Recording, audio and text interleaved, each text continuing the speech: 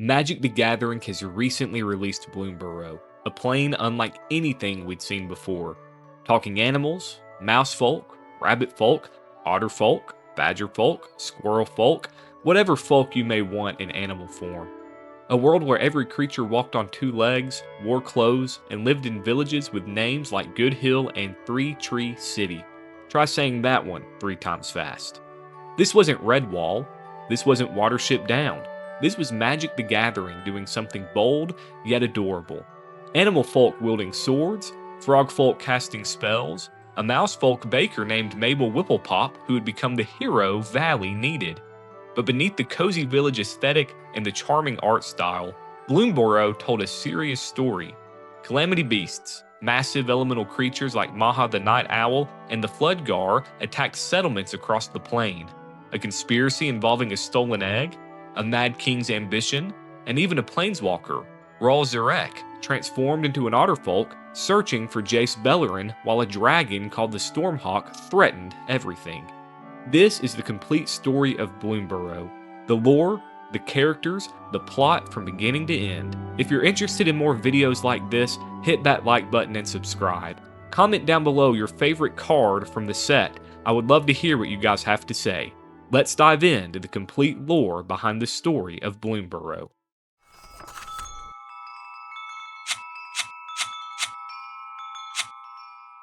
The story begins in Goodhill, a quiet mousefolk village in Valley where Mabel Whipplepop bakes bread and raises her family.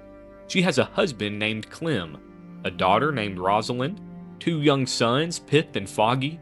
This is her life, simple, safe, and peaceful. Until the night, everything changes. Maha attacks, the Night Owl, a calamity beast so massive its wings blot out the stars. Darkness spreads across Goodhill like spilled ink. The creature's turquoise eyes glow with ancient power. Its talons could crush houses. Its presence brings a curtain of night that swallows everything. The village burns. Animal folk flee in terror. Mabel, the baker who just wants to protect her family, grabs an old sword hanging above her fireplace. It's called Cragflame, a relic from her adventuring days before she settled down, before she had children, before peace was more important than glory. She fights, not because she's a hero, but because her family needs her to. Maha doesn't destroy Goodhill completely. The Calamity Beast attacks, rages, and then leaves. Wounded animal folk hide in rubble. The survivors are left to pick up the pieces. And Mabel realizes something terrible. This wasn't random. Calamity beasts don't just attack. They're elemental forces. They maintain balance. Something has gone horribly wrong. Oliver, the village elder, confirms her fears. Other villagers have been attacked. The Night Owl destroyed settlements across Valley. The Floodgar, another calamity beast, drowned the Docklands in Three Tree City. These aren't isolated incidents. There's a pattern to this chaos. Mabel makes a choice. She leaves Goodhill. She travels to Pondside seeking help, seeking answers. Because if she doesn't, more villages will burn, more villagers will die, more families will be split apart. In Pondside, she finds Helga, a young frogfolk weaver, what Bloomburrow calls magic users. Helga is anxious, uncertain, and plagued by self-doubt. She was once apprenticed to King Glarb, the ruler of Fountainport, but she failed. She made a mistake during training and accidentally struck the king with his own water whip through a portal, giving him a concussion and breaking his staff. She was dismissed immediately in shame. Now, Helga works as a hedge witch in Pondside, performing minor weather auguries and simple cantrips. She doesn't believe in herself. But when Mabel arrives asking for help, Helga tries anyway, and she gives it her best shot. She casts an augury spell. Her eyes glow. A vision overtakes her, and she sees the truth. A weasel folk named Curlclaw stole a calamity beast egg from its nest. That's why Maha and the other beasts are raging. They're searching for the stolen egg. They're trying to get it back.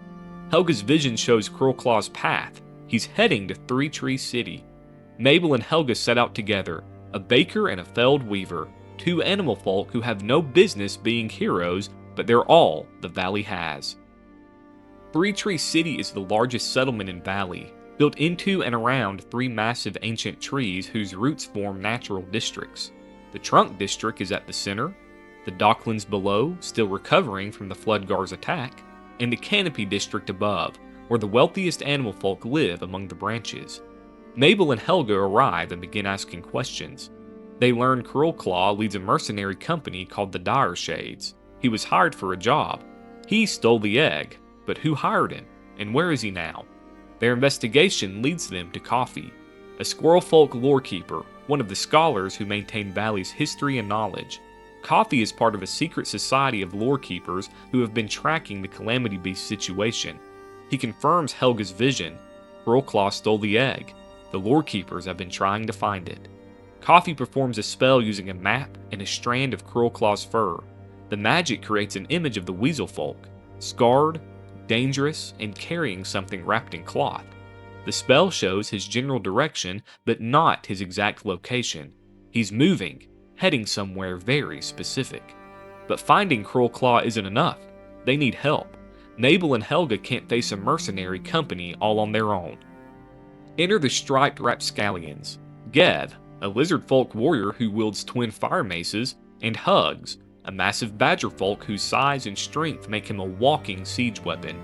They're adventurers, fighters who've worked together for years. When they hear about the quest, they quickly volunteer. Then there's Phineas, a rabbit folk from Goodhill, Mabel's neighbor. He's a talented archer, quick on his feet, and eager to help. He joins the party without a second thought. And Zorlin, a bat folk cleric who seems to spend most of her time asleep but possesses powerful healing magic when awake. She drifts in and out of consciousness but agrees to come along. Finally, there's Ral, an otterfolk stranger who's been asking questions around Three Tree City. He claims he's looking for someone named Jace Bellerin. He's armed with strange technology, some kind of metallic device on his arm that can shoot lightning. He's gruff, impatient, and clearly out of place. But he has his own reasons for wanting to stop the Calamity Beasts. The party is formed, 7 animal folk, each with their own skills and motivations, united by a single goal: find the egg, stop the attacks, and save the valley. They set out following Curlclaw's trail. Coffee and other lorekeepers continue their own investigation, promising to share any information they discover. The hunt begins. The trail leads them through Valley's wilderness, forests and fields, rivers and ruins. They camp, and they bond. Mabel cooks meals over campfires. Gev tells exaggerated stories of his past adventures. Phineas practices his archery, and Helga struggles with her spells, certain she'll fail when it matters most. Ral keeps to himself. He's searching for something, someone, and he won't explain why. But his lightning gauntlet proves rather useful, and despite his attitude, he fights alongside them when it matters. They track Curlclaw to an abandoned settlement. Signs of the Direshade Company's passage are everywhere. The mercenaries stopped here recently, but they're gone now, moving toward their destination. Helga attempts another augury to narrow the search.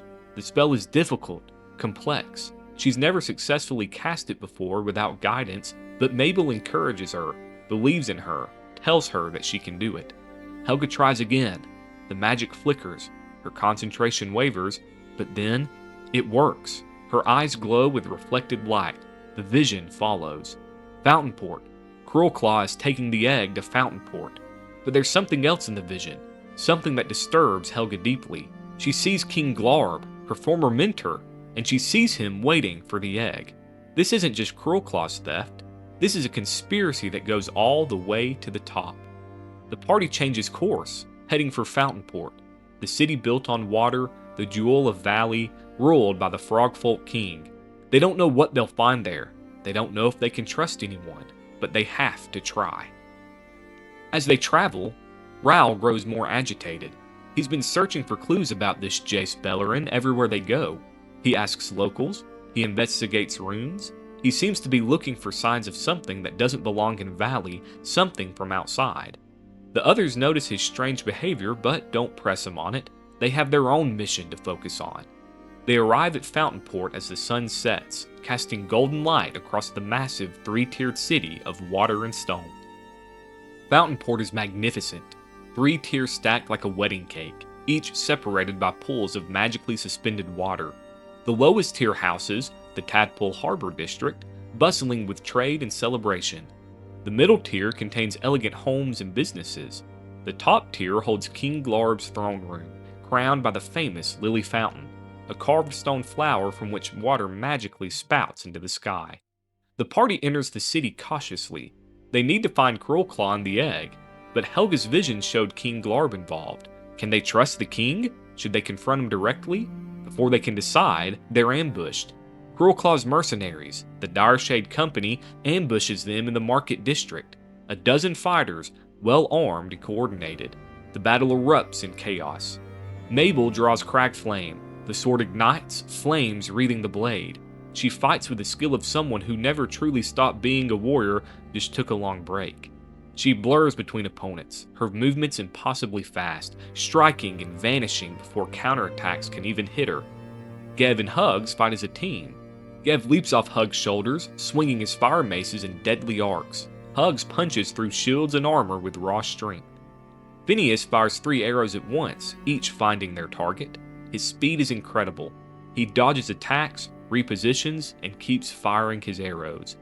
Zorlin wakes up long enough to cast a prayer spell that sends an enemy flying over the edge of the tier.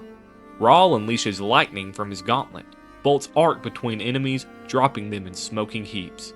And Helga, uncertain, anxious Helga, casts a water step spell. She makes the ground beneath an enemy slippery, sending them sliding into a wall. It's a simple cantrip, but it works, and it helps. They win the fight, but Cruelclaw himself wasn't there. He's already at the throne room. The party rush toward King Glarb's palace. They know they're walking into danger. They know this could be a trap, but they're out of time. If the king has the egg, if he's planning something, they have to stop him, and they have to stop him now. They reach the throne room. Animal folk lounge on lily pads and in pools of clear water. King's aide, wearing a tall cream-colored hat, approaches and asks their business. Helga steps forward. She identifies herself as a former apprentice. She says they need to see the king right now, about the Calamity Beasts. The aide's eyes bulge at the mention of the Calamity Beasts. He scurries away. Moments later, they're brought before King Glarb. The Frogfolk king sits on his throne of delicate floral tracery, silk robes draped elegantly. He regards Helga with open disdain. The prodigal apprentice returns, he mutters. His voice is deep, resonant, and full of contempt. Mabel explains, they tracked Cruelclaw here. They know about the stolen egg. They're here to recover it and to stop the attacks. King Glarb's expression shifts, subtle, but Helga catches it.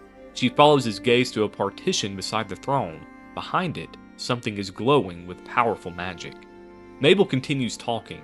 She says if they can find the egg, they can return it and end the crisis. King Glarb leans forward. I have a rather different solution in mind. Sometimes sacrifices must be made for the greater good. Helga can't take it anymore. She uses a tendril of water to pull down the partition. Behind it sits a massive egg. Velvety blue shell swirled with specks that glitter like stars. The Calamity Beast egg has been found. You have it? Helga gasps. You have the egg? I should hope so, King Glarb replies calmly. I paid Cruelclaw extremely well to bring it here. Cruelclaw emerges from behind the throne. Red coat, scarred-eyed, rapier at his hip. The Direshade Company fulfills its contracts. The truth crashes down. King Glarb hired Cruelclaw. The king orchestrated the theft, the attacks on villages, the flooding of Three Tree City, all the death and destruction. It was all a part of his plan. With the right weaving, King Glarb explains, I can control the Calamity Beast within that egg. Imagine never again fretting about sudden changes in seasons, drought, or plague. Our very own champion would defend all animal folk in Valley. Helga is horrified. You've caused so much destruction. The Calamity Beasts are too dangerous to control. Do you want to become like the weavers of old who became mindless monsters? History will vindicate my actions, King Glarb scoffs. I will be remembered as a visionary who ushered in a new era of peace and prosperity. Mabel's hand goes to her sword. The ends don't always justify the means, she says. Who are you to defy me? King Glarb's eyes glow blue. Water ropes wrap around the party, binding them. A pack of farmers and a felled weaver? Cruelclaw draws his sword. A dozen more mercenaries emerge from hiding. The party is trapped, bound by the king's magic and surrounded by enemies. King Glarb laughs. You imagine Helga's magic could surpass my own? She can barely manage simple cantrips. As weavers go, she's an utter failure. The words hit Helga like a physical blow. All her fears, all her self-doubt, confirmed by her former mentor. She sinks to her knees. "Don't listen to him, Helga," Mabel says. "You're only a failure if you give up." Helga looks into Mabel's eyes. This mousefolk who believed in her from the beginning, who defended her, who encouraged her, who came to her for help. Helga focuses, not on a grand spell, not on powerful weaving, just on a simple cantrip, her water step spell. She casts it beneath Cruelclaw's feet. He slides forward, crashing into King Glarb. The king's concentration breaks, the water bonds dissolve, the party is free. "Come on then," Helga says, forming a rotating shield of water around herself. "Let's show his moistness what a pack of farmers can really do." The battle erupts. Mabel blurs through the fight, her sword leaving trails of orange fire. Every enemy who tries to strike her hits empty air. She cuts through spear halves, disarms opponents, moves like a dancer through the chaos. Gev and Hugs fight together again, raccoon folk weaving debris into weapons. Gev burns the projectiles. Hugs catches them and throws them back. Zorlin duels a songbird wielding a double-bladed sword in aerial combat. She dodges, hovers, unleashes a prayer spell that blows her enemy off the edge. Phineas evades a skunk folk's putrid spray, leaps up, fires 3 arrows tipped with spiked burrs into his opponent's backside. Raw sighs and drops a lizard folk with a lightning bolt. "Always with the fighting," he mutters. King Glarb stands before the egg, protected by Cruelclaw, who advances on Mabel with murderous intent. "I know your type," Cruelclaw says. "You think because you helped fend off some starving bandits once, it makes you a hero. It doesn't. I'm a professional. You're an amateur. Leave with your life." "I'm not a farmer," Mabel replies. "I'm a baker." They fight. Cruelclaw's rapier is coated with poison. One hit could end the battle. Mabel dodges and blurs, hoping he'll tire out soon. He doesn't. He's relentless, experienced, and a killer who's done this 1,000 times. Mabel steps left, but finds herself back where she started. King Glarb opened a portal beneath her feet. Cruelclaw's blade falls toward her head. She blocks with sword and shield. They lock, blade to blade. He presses down, the poison edge moving closer to her face. She thinks of her family, Clem, Pip, Foggy, Rosalind. She can't die here. Her story can't end now. Her blade bursts into flame, bright as a bonfire. Cruelclaw gasps, stumbles back, fear in his eye. Mabel swings, sending an arc of fire toward him, driving him to the edge of the tier. She disarms him. His rapier tumbles into the water far below. Cruelclaw bares his teeth. "Do it, Baker. End this." Mabel could kill him. Her sword pulses with power. But that's not the story she wants to tell. "Leave with your life," she says. "Make better choices. It's never too late to do good instead of harm." A croaky shout interrupts. King Glarb has trapped Helga in a block of ice. Righteous fury fills Mabel. She blurs toward the king, sword swinging. Instead of a normal flame, a massive blaze roars from the blade. It looks like a wolf mid-leap. The form vanishes too quickly to be certain. King Glarb flings his arms up in fear.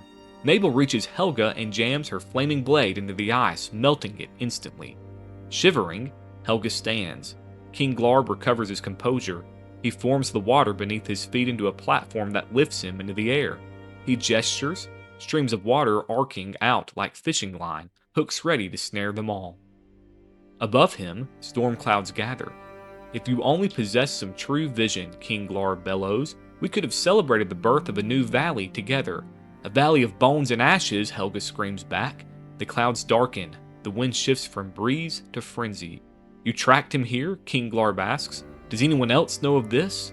"A group of lore keepers," Mabel says. "Their own folk are looking for the egg as well." "This does present a problem," King Glarb admits. Ryle sidles up to Mabel. "We have a problem." "Only one?" Mabel retorts. "A bigger one." "This ends now," King Glarb shouts. Lightning cracks the sky. From between the storm clouds, the storm hawk emerges with a deafening roar. A dragon bird with 4 massive wings. It folds them against its body and plummets toward the king like a lance. King Glarb vanishes into a portal. The Stormhawk's claws rake empty air. Animal folk flee. Individual fights cease as everyone runs from this new threat. Mabel drags Helga to a shelter beneath the throne. Rawl follows. "Can you try the same spell as before?" Mabel asks Rawl, referring to his lightning. "Probably a bad idea," Rawl replies. I zapped that water spire. It could electrocute anyone touching water in Fountainport. So could the hawk. I can try to calm the storm. Could be wasted energy if the dragon keeps stirring it up. Do your best. Mabel's sword pulses. This is her fight. She needs to protect her friends and the city. She charges out from cover. The Stormhawk dives, barely missing a birdfolk who flings himself over the edge. If she wants to reach the dragon, she needs to get higher. The Stone Lily. Helga, Mabel calls, I need your step cantrip. Helga understands immediately. Stairs of water slide out from the magical arches holding up the lily. Mabel blurs toward them and climbs. She reaches the top. Droplets spray her as wind tugs her armor. Thunder booms.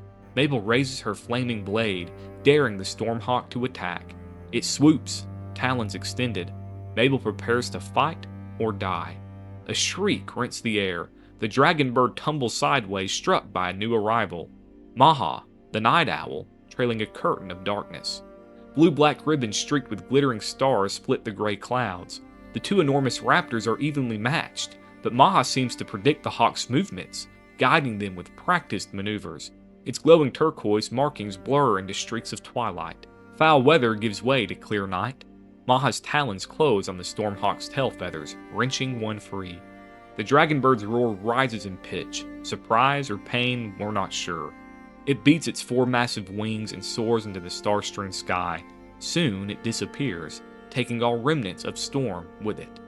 Maha doesn't give chase. It perches on the edge of the basin, bright eyes gazing at Mabel expectantly. In that moment, Mabel understands exactly what happened. She scrambles down the water steps. She races toward the giant egg in its magic nest. Carrying it proves awkward. It's larger than her and surprisingly heavy. Cautiously, she brings it toward the unmoving, unblinking night owl. Soon she stands close enough that the creature could grasp her and consume her. Her heart flutters as she offers the egg. "This is yours, isn't it?" Mabel murmurs. "You must have been beside yourself with worry. I would be too." Maha gingerly takes the egg. Its fathomless eyes soften, its feathers relax. Still silent, it spreads vast wings and takes to the air on a gust of cool wind. The darkness in its wake feels peaceful rather than malevolent. "How did you know?" Rawl asks. "I didn't," Mabel replies, "but if I followed the egg all this way to protect my own family, why not the other way around?" The crisis was over. Maha was never attacking randomly. It was a parent searching for its stolen child. And now, reunited, the Calamity Beast returns to wherever it came from. The attacks soon stopped. King Glarb fled Fountainport entirely. His whereabouts are unknown. Cruelclaw escaped as well. His mercenaries surrendered. City officials promise investigations and justice, but for Mabel and her friends, their part in the story has reached its conclusion. A cabbage transport carries them home.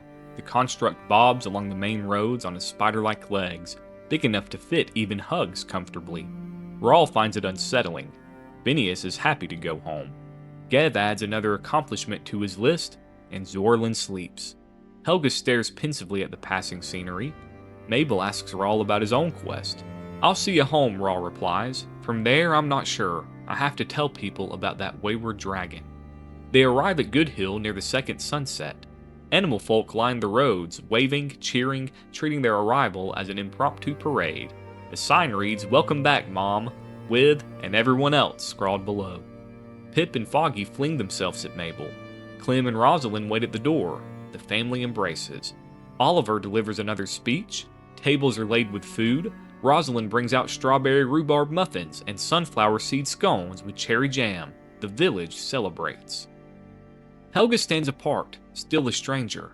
Mabel approaches her and Rawl.